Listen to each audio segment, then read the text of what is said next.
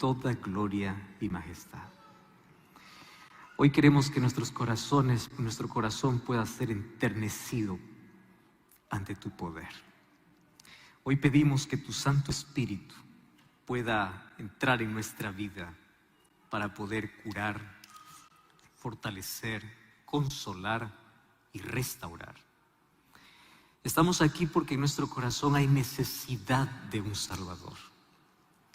Probablemente hay gente que ya probó tantas cosas en la vida, pero aún falta lo más importante, que es conocer a Jesús.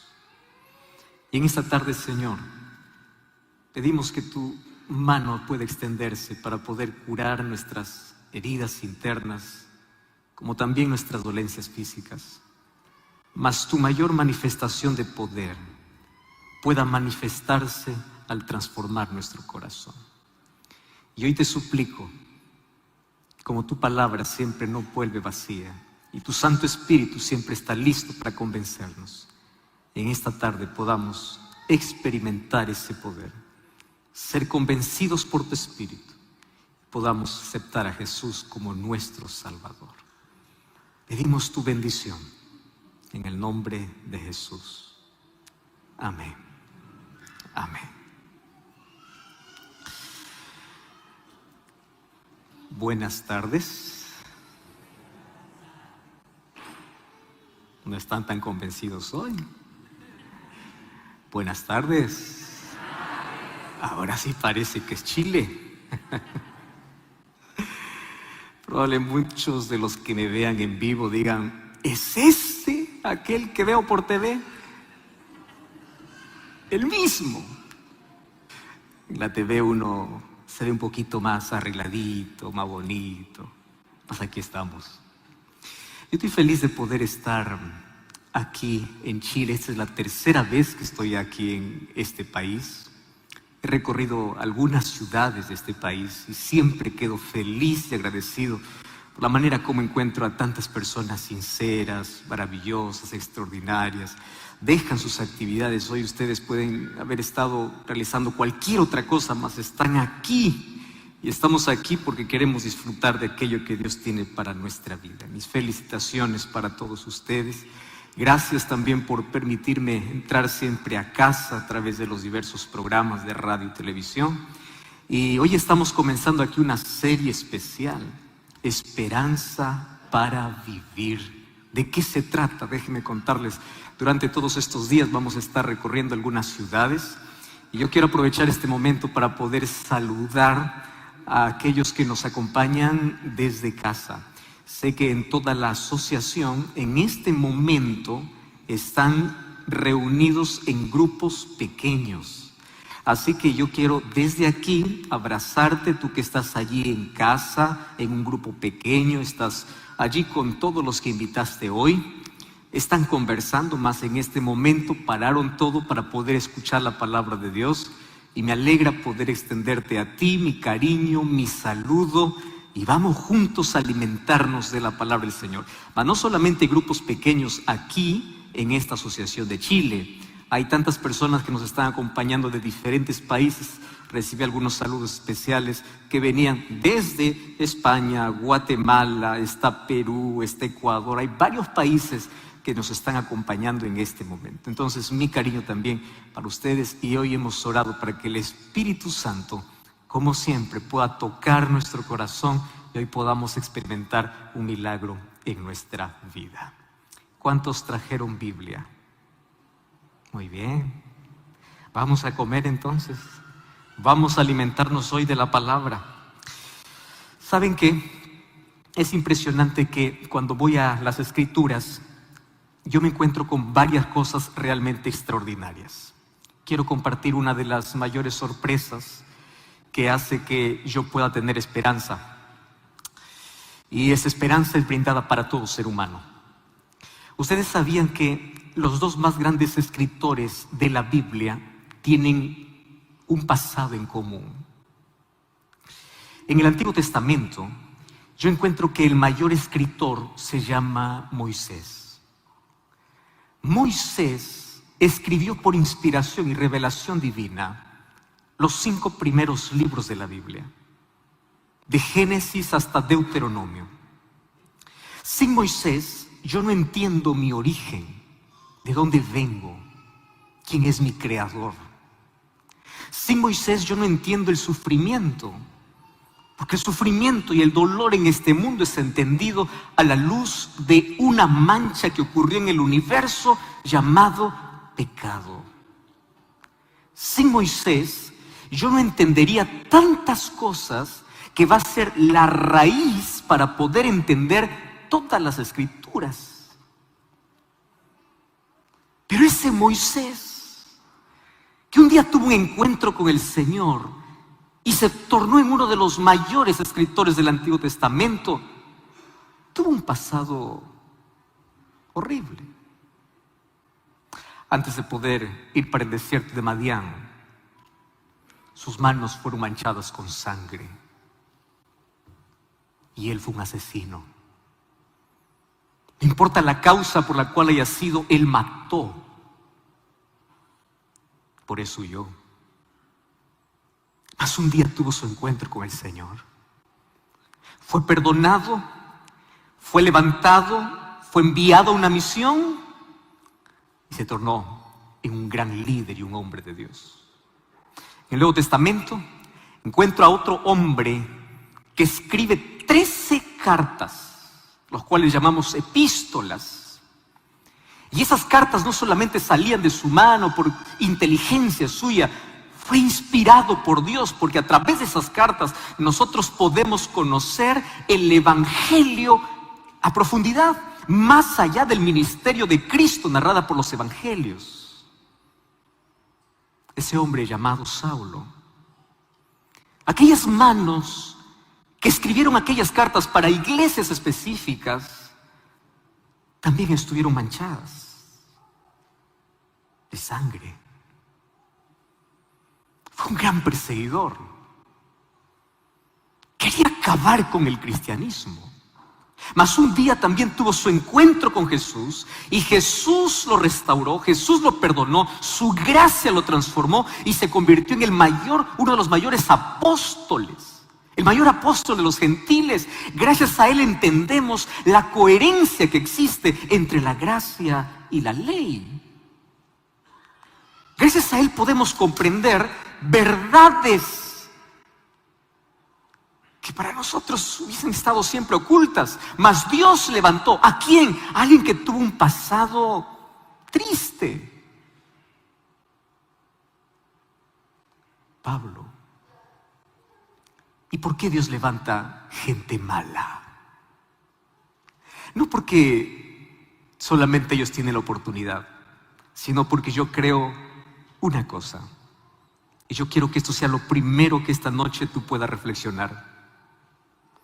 Aquel que se hunde en el pecado, por lo menos tiene una conciencia que le estorba y dice: yo no quiero ser así. Cuando es acusado, cuando es atacado por los demás, no está conforme, aun cuando después se acostumbre a ello. Sin embargo, hay tanta gente buena que porque cree que es buena, no tiene necesidad de Cristo. Y yo quiero decirles una cosa hoy. El cielo estará lleno de grandes pecadores arrepentidos y transformados por la gracia del Señor. Pero el lago de fuego estará lleno de gente buena, gente honrada, gente intachable, gente que no hizo nada de malo, absolutamente nada de malo en la vida, pero siempre vivió rechazando la gracia de Jesús. Nadie se salva por aquello que hace. Nos salvamos por la gracia de Jesucristo. Amén. Y yo entendí una cosa de estas historias. Número 1, el pasado no determina mi futuro. Yo puedo tener un pasado triste, doloroso, traumático, mas Dios puede levantar y puede convertir una vida destruida en una obra de arte por su gracia. Dios puede sacarme del hundido que estoy. Él me puede restaurar. Él puede hacer lo imposible. Esa es la segunda lección. Si Dios puede transformar un asesino en un instrumento, un perseguidor en un predicador, entonces Dios puede cambiarme a mí. Dios puede transformarte a ti. Dios puede levantarte a ti. Porque tu pasado no determina tu futuro. Lo que determina tu futuro es la gracia de Cristo. Y para ello necesitas tomar una decisión, tener un encuentro con Cristo. Es eso. Otra de las cosas lindas es que para Dios no hay nada, absolutamente nada imposible. Dios puede levantar de lo peor de este mundo un instrumento poderoso en sus manos. Y si Dios puede hacer eso con lo peor, imagínate lo que Dios puede hacer con alguien que todavía no se hundió en el pecado tan profundamente como muchos. A ese Jesús vengo a presentarte durante estos días. Y hoy yo quiero abrir la Biblia y juntos podamos apenas 4 cosas llevarnos para casa hoy.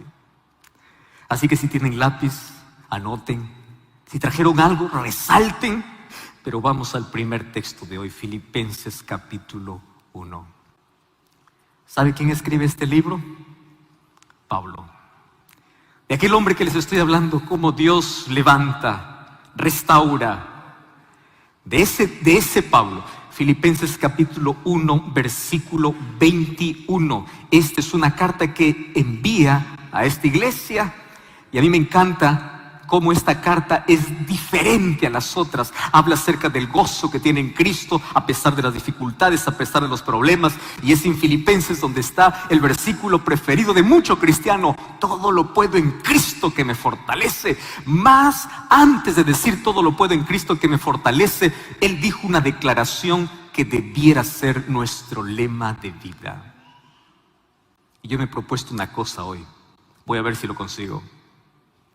Yo me he propuesto que hoy tú vuelvas a casa aprendiéndote un versículo de la Biblia. ¿Cuántos creen que es posible? ¿Amén? Muy bien. ¿Y porque es corto lo vamos a aprender? Vamos a leer todo juntos, ¿les parece?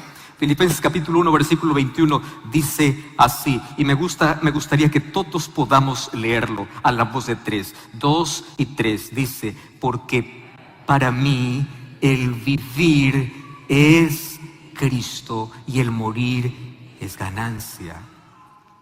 ¿Me permiten tomarles examen? Rapidito.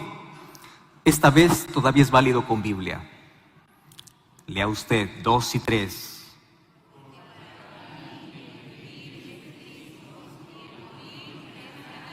Usted puede hacerlo sin leer la Biblia. Cierre su Biblia, míreme a mí y repita con convicción. Si usted cree que esto puede ser el lema de su vida, dígalo con convicción. Y vamos a hacerlo juntos, a la voz de 3, 2 y 3. Porque para mí el vivir es Cristo y el morir es ganancia. ¿Suena bonito? Sí. Pero en la vida real no lo es. ¿Tú crees que este es un verso que lo colocó Pablo porque sonaba bonito, era parte de una poesía, de un verso? No. Pablo en un versículo me está contando su vida. ¿Qué significa que Cristo sea la vida? Porque hoy muchas veces podemos decir fácil: para mí el vivir es Cristo, hasta que se me presenta un trabajo donde puedo dejar a Cristo a un lado y acepto el trabajo.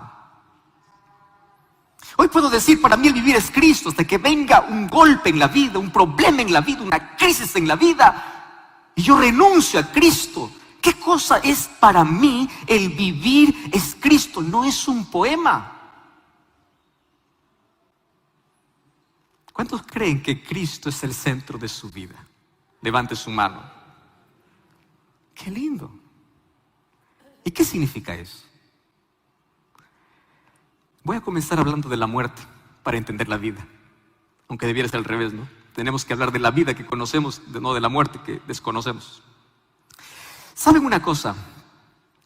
En el año hay por lo menos una vez marcado en el calendario un día donde toda la gente recuerda a todos aquellos que murieron. Y los cementerios están llenos de flores, de comida, de música, de llanto de recuerdos. Probablemente muchos de ustedes fueron a visitar ese cementerio. Cuando ustedes ven una cruz, acompañan el recuerdo de toda una vida.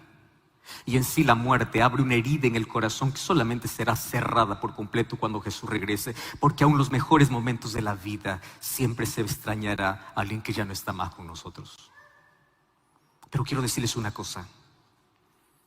Pablo dice así: la muerte, déjame definir la muerte. No es terror, no es miedo, no es tragedia, es ganancia. ¿Cómo es eso? ¿Cómo que si muero yo gano? Porque si vivo, vivo para Cristo. Y si muero, yo gano. ¿Cómo que gano? ¿Cómo que es ganancia? Y aquí yo traigo un concepto interesante de cómo la persona ve la vida. ¿Cómo tú visualizas el final de la vida? Y muchos creen que la muerte llega a ser la mayor tragedia en nuestra existencia. Y aunque la muerte nos cause dolor y nos arranque el ser que más amamos, la muerte no es la mayor tragedia. La mayor tragedia no es la muerte. La mayor tragedia es una vida sin Dios. La mayor tragedia es vivir sin Cristo y morir sin esperanza. Esa es tragedia. Pero para aquel que aprende a vivir haciendo de Jesús el centro de su vida, la muerte no es un punto final, es una pausa, es una coma. Esa tumba se abre, un día Cristo regresa, porque la muerte está vencida y tiene sus días contados. Pero para que yo pueda visualizar que la muerte es ganancia, porque apenas descanso de mis obras hasta el regreso de Jesús, yo tengo que aprender a vivir correctamente. Y la vida correcta, Pablo me enseña y me dice así: si tú quieres ver a la muerte no como tu mayor enemigo, porque Cristo lo derrotó, sino que apenas como un descanso de tus fatigas, de tu dolor. Si tú quieres aprender a morir en paz, tienes que aprender a vivir en paz. Y esa vida solo te dará Cristo. Porque para mí el vivir es Cristo. Y esta tarde yo quiero que tú vayas a casa aprendiendo 4 cosas de lo que significa para mí el vivir es Cristo. Y voy para el primer asunto. Quiero hablarte un poquito de el trasfondo de quién era Pablo. Pablo cuentan los historiadores, que haciendo el cálculo entre Pablo y Jesús, ellos más o menos eran contemporáneos. Eso significa que mientras Pablo corría por las calles de Tarso, Jesús corría como niño por las calles de Nazaret. Crecieron en diferentes territorios. Nazaret era el lugar más humilde y Tarso no. Tarso era una de las 3 ciudades más importantes que tenía Cilicia. Y te lo digo importantes porque era considerada una de las ciudades más comerciales y donde había tanta gente extranjera que entraba y salía. Y en Cilicia y en todo su territorio, donde comprendía Tarso, era reconocida por tener la mayor y la mejor educación del mundo en ese tiempo. Ahora entiendes a Pablo. Creció en un lugar donde se desarrolló la mayor educación. Pablo era un políglota. Pablo hablaba más de 2, 3 idiomas. Pablo no le temblaba las piernas para poder enfrentar al rey, al gobernador o al emperador. Pablo creció conociendo perfectamente la mayor riqueza cultural. Solo que su padre era un judío que había salido, y como judío él entregó como herencia la religión para su hijo. Y su hijo Saulo creció entendiendo quién es Dios, leyendo la Torá, tanto así que a los 13 años de edad él fue enviado de Tarso para Jerusalén. Y allí en Jerusalén fue educado bajo una gran eminencia llamado Gamaliel, renombrado, preparándose para ser el fariseo más brillante. Y para llegar a ser fariseo necesitaba cumplir ciertos requisitos. más allá de la memorización de los textos y la discusión de la Torá, tenía que aprenderse todas las leyes que los judíos tendrían, descritas ya en el Talmud y Mishnah y otros escritos. Así que Pablo creció aferrándose y creyendo que la ley era el único medio de salvación. Él era un creyente, educado, brillante, fariseo, sin Cristo. Yo quiero decirte una cosa: la educación es tan importante en nuestra vida. Abre nuestros ojos, abre nuestro horizonte. Dios quiere, es más, la Biblia es un libro de educación. Cuando Dios nos llama a su reino, Él nos educa. La educación es parte de nuestro desarrollo profesional, de nuestro crecimiento. Y yo alabo y doy gloria a Dios por personas que se esfuerzan, que estudian, que tienen títulos, que tienen grados y posgrados. Está bien, pero aquí va. Tú puedes tener el mayor título del mundo, pero si no tienes a Cristo, siempre serás vacío. Felicito por ser arquitecto, ingeniero, médico, empresario, o bueno, desarrollaste una carrera y tuviste títulos y tu pared está llena de títulos. Te felicito por ello. Pero ese conocimiento que tú tienes sin Cristo siempre será vacío. Y será vacío porque en tu mayor momento de crisis, de dolor, de angustia, el conocimiento no consuela, el conocimiento no cambia. Hay tanta gente brillante con tanto conocimiento en la cabeza que está perdida. Cuando yo leo a Salomón en Eclesiastés, él dice: yo no privé nada a mis ojos, pero todo era vanidad. Yo edifiqué casas, pero era vanidad. Yo tenía tanta plata y tanto oro, pero era vanidad. Yo tenía tanta sabiduría, pero era vanidad. Todo lo que tengas en la vida y lo que alcances en la vida siempre será vanidad. Y vanidad es un vapor que se escapa, que va, que huye, que cuando parece que lo tienes, no lo tienes. Es una ilusión. Parece que agarraste el vapor, pero tú no puedes tenerlo. Todo es vanidad sin Cristo. Mas todas las cosas tienen sentido con Cristo. Pablo tenía educación, la mayor de su tiempo, pero él no había conocido la mayor educación que necesitaba. Que el mayor título de la vida, más allá de un título profesional, el mayor título siempre será conocer la salvación.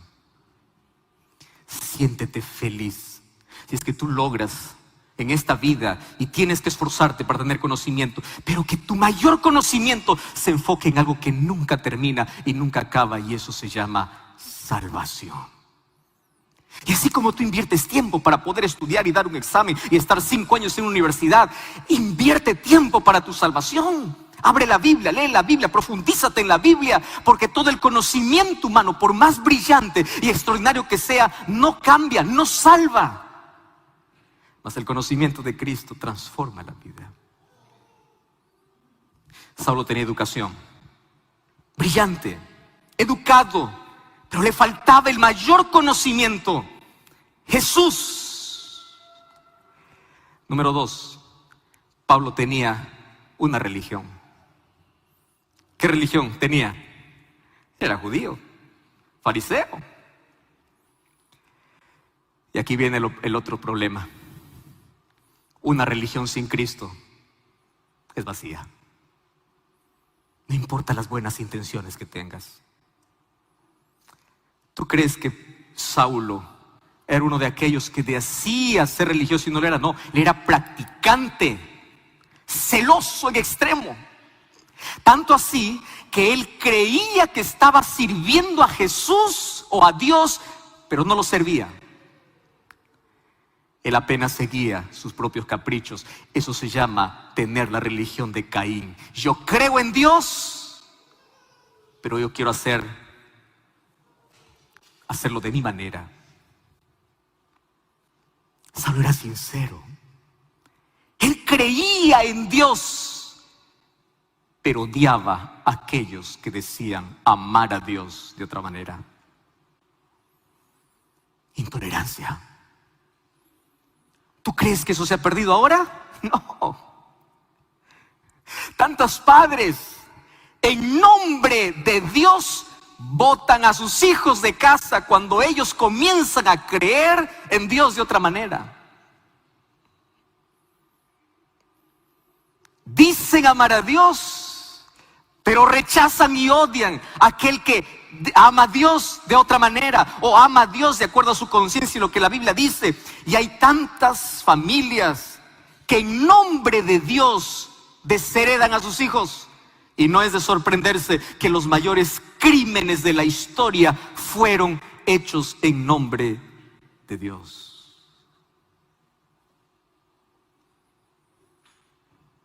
Tantos pastores incluso que amenazan a su rebaño. Si tú cambias de religión, te irás al infierno, estás en pecado, porque te enseñan a amar una religión más que a Cristo. Y Pablo era celoso en su religión, pero odiaba a los del camino, porque en ese momento no se llamaban cristianos todavía, se llamaban los del camino. Cristianos se les colocó cuando estaba en Antioquía. Odiaba tanto a los cristianos y él creía firmemente una cosa. Decía así: o acabo con el cristianismo o el cristianismo va a acabar con el judaísmo. ¿Y cuál era el problema de Saulo? El problema de Saulo era la percepción equivocada que muchos hoy todavía tienen. ¿Cuál era la percepción de Pablo? Pablo pensaba así: la salvación, señores, tiene que ser por guardar la ley. Ahora que venga un grupo de cristianos y diga: la salvación es por la fe en Cristo. No, eso yo no acepto. La salvación es por hacer. Y el odio contra el cristianismo era porque los cristianos, siendo 12, siendo 120, comenzaron a diseminar por todas las sinagogas de un Jesús, el Salvador, un Jesús que ofrece gracia, pero que no está en contra de la ley. Y aquí viene el mayor problema, solo que en el asunto de Pablo era un extremo. Hoy tenemos por lo menos dos extremos. ¿Cuál es el primer extremo? Primer extremo que dice así: yo acepto a Jesús como mi Salvador, ¿para qué ley? No existe ley, la ley no sirve porque solo la gracia de Cristo. Cuando se olvidan que la gracia que salva es la gracia que transforma y es la gracia que me coloca en armonía con la voluntad de Dios y me torna obediente. Pero ahí está el otro extremo: no importa la gracia, solo la ley. Y ese grupo de personas son los legalistas, aquellos que piensan que solamente se llega al cielo haciendo. Mas esta tarde te digo que llegamos al cielo por la gracia de Cristo. Mas así como llegamos por la gracia de Cristo, la gracia cuando llega a nuestra vida nos torna obedientes a su voluntad. ¿Y qué significa que me torno obediente? La ley es un asunto espiritual. Jesús dice así: si me amas, guarda mis mandamientos. No te dice guarda mis mandamientos para salvarte, porque la causa de la salvación es la gracia de Dios, pero la evidencia de la salvación siempre será la obediencia a su ley. Yo no guardo la ley para salvarme, yo guardo la ley porque soy salvo por la gracia de Jesús. Y Ezequiel capítulo 36 dice que el Espíritu Santo comienza a hacer un trabajo en mi corazón que me torna obediente a la ley. Y es por eso que Pablo, luego que conoce a Jesús, se va a encargar de hablar en contra del legalismo. Pablo jamás habla en contra de la ley. Cuando dice, maldito el que está bajo la ley, lo que está diciendo es maldito el que está bajo la condenación de la ley. Cuando dice el fin de la ley es Cristo, no está diciendo que Cristo puso fin a la ley. Lo que está diciendo es que el fin, la finalidad, el objetivo fue Cristo. Pero ¿qué cosa es lo que estaba siempre atacando Pablo? El legalismo, porque ahora conoce la gracia. Pero cuando conoce la gracia, no desprecia la ley. Romanos 3:31, ¿qué cosa dice? Por la fe invalidamos la ley. De ninguna manera, confirmamos la ley. Entonces, los dos extremos son peligrosos. El primer extremo, pensar, yo solamente me salvo haciendo. El otro extremo es pensar, solo la gracia de Cristo, ya no la obediencia. En la Biblia encuentro que la gracia y la ley caminan en armonía. Porque la gracia que salva es la gracia que transforma. Pero, en la perspectiva de Pablo, el evangelio del cristianismo era una completa locura. Porque todavía no conocía a Cristo. ¿Y cuál es la segunda lección? Tú puedes tener una religión y no haber conocido la salvación. Tú puedes creer que estás adorando a Dios, pero lo estás haciendo a tu manera, a tu capricho. Incluso piensas que estás defendiendo a Dios, pero estás en contra de Dios. Yo quiero decirte hoy, Dios no necesita defensores. Dios necesita testigos. Dios no necesita de abogados. Yo voy a defender. Hay gente que piensa que está defendiendo a Dios cuando en sí está defendiendo su credo, su creencia, su tradición, su religión, y está en contra de Dios. Por eso es que hay gente intolerante que amenaza, que deshereda, que hace esto y lo otro. ¿Por qué? Porque puedes tener una religión, pero la religión no indica que tienes a Dios en el corazón.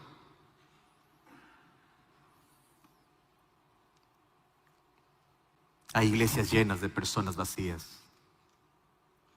llenas de una hoja intachable, una vida buena, pero sin Cristo. Ese era Pablo. Una religión sin Cristo siempre será vacía, por más intachable que sea. Número 3. Un día, Hechos capítulo 7, me cuenta el momento como el Espíritu Santo trabaja. Y aquí me encanta, porque Dios jamás deja al que es sincero en las tinieblas. Aquel que está en busca de luz, Dios le muestra la luz. Y Él lo hace de una manera extraordinaria. Y quiero que entiendas cómo es que Dios trabaja. Dios trabaja no en nuestro tiempo. Y Él quiebra el muro de nuestros prejuicios, a veces no con nuestras palabras. Lo quiebra con nuestras actitudes. ¿Sabes qué cosa me cuenta Hechos 7? Un día Saulo estaba presenciando la muerte del primer mártir cristiano llamado Esteban. Esteban estaba muriendo. Él estaba apedreado. Levanta sus ojos y él dice: yo veo el trono de Dios abierto. Su rostro resplandece como un ángel. Y mientras las piedras le están cayendo, él pronuncia lo mismo que Jesús pronunció en la cruz: Padre, perdónalos porque no saben lo que hacen. ¿Sabe lo que estaba haciendo Esteban? Esteban estaba orando por aquellos que le apedreaban. Ora por aquellos que te apedrean, porque puede ser la actitud que puede quebrar el corazón más duro.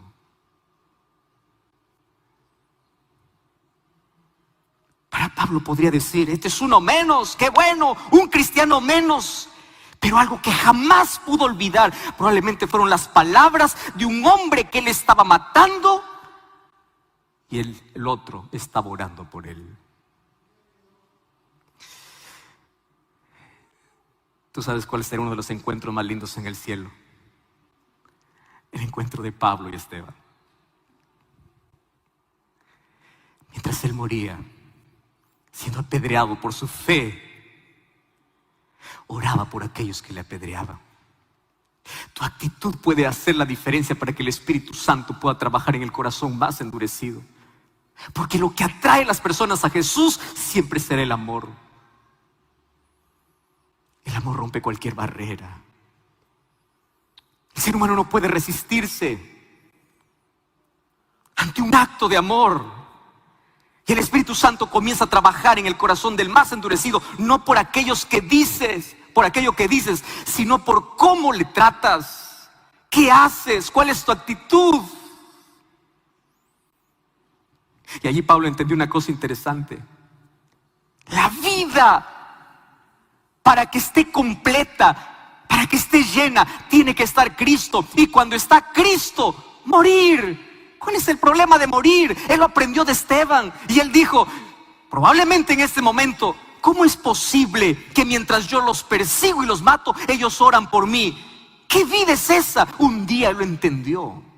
Y cuando escribe el libro de Filipenses, él dice: no importa si yo estoy en prisiones, si yo voy a morir, no importa lo que haga por Cristo, porque para mí el vivir es Cristo, mi vida es Cristo, el centro de mi vida es Cristo. Morir no es miedo, no es tragedia, morir es ganancia. Él lo aprendió desde una actitud simple de un hombre llamado Esteban.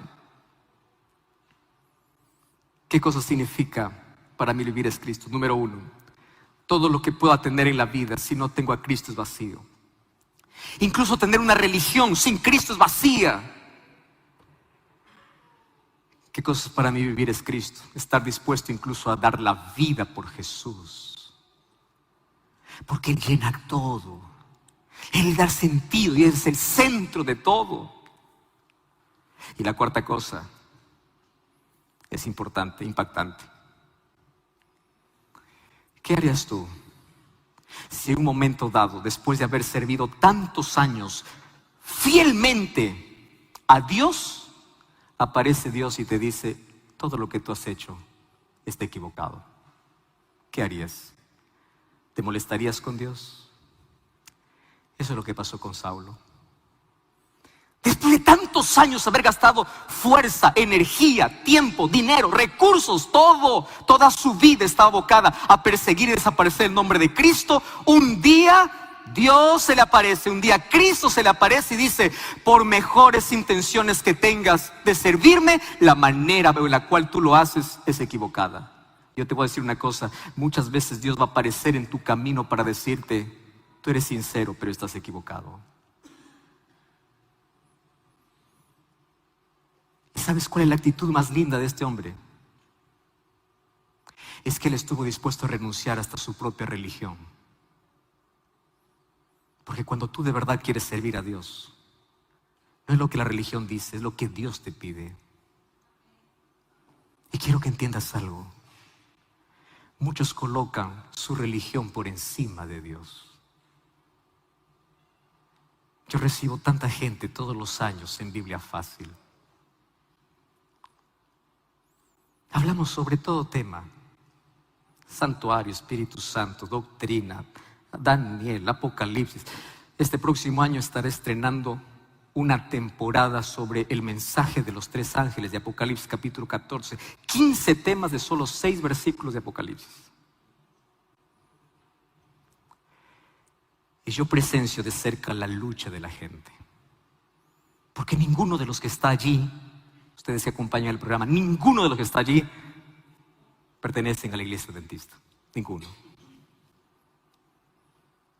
Y ahí comienza el confrontamiento. No conmigo, con la palabra. Porque es Biblia.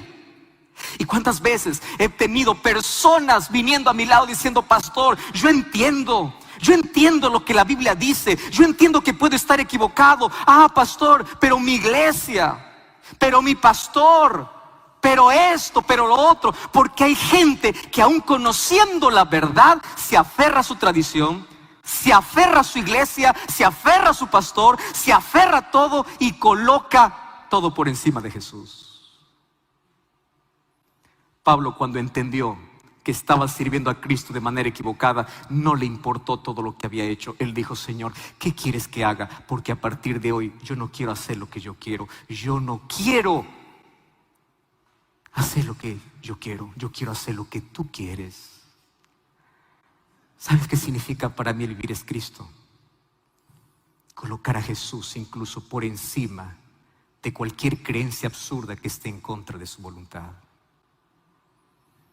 Estar dispuesto incluso a renunciar tus años y años de experiencia en un lugar, en una iglesia. Mas ahora tú descubres que la palabra de Dios tiene un plan para tu vida, que Dios tiene un camino diferente.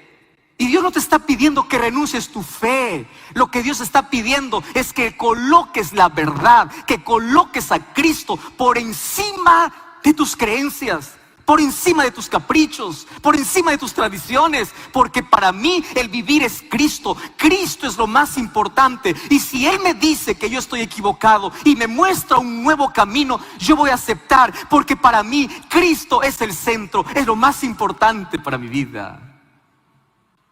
Para mí el vivir es Cristo. La razón de mi existencia es Cristo. Por eso yo busco hacer su voluntad. Para mí vivir es Cristo, no es un verso. Es el centro.